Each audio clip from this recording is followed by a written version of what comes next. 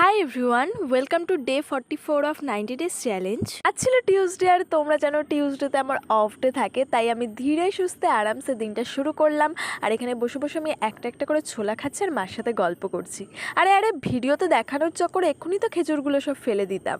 হয়েছে আর বেশিক্ষণ চিল করতে হবে না, এবার চলো পেন্ডিং কাজগুলো কমপ্লিট করা যাক। তো স্নান করে এসে আমি এখানে ক্যামেরাটা সেট করে নিলাম, কারণ বেশ কিছু প্রোডাক্ট জমা ছিল যেগুলোর প্রমোশনাল ভিডিও করা পেন্ডিং ছিল। তো এখানে বসে বসে আমি প্রমোশনাল ভিডিওগুলো শুট করছিলাম। এরপর শুট কমপ্লিট করে রেডি হয়ে চলে গেলাম পড়তে। দুর্ভাগ্যবশত আজকে দাদা পড়ায়নি, তাই আমি আর দিদি চলে এসেছি লাইব্রেরিতে। আগের মাসে চোখের বালিটাকে সাবমিট করে নতুন কিছু বই নেব, এখানে দাঁড়িয়ে সেটারই ভাবনা চিন্তা চলছে।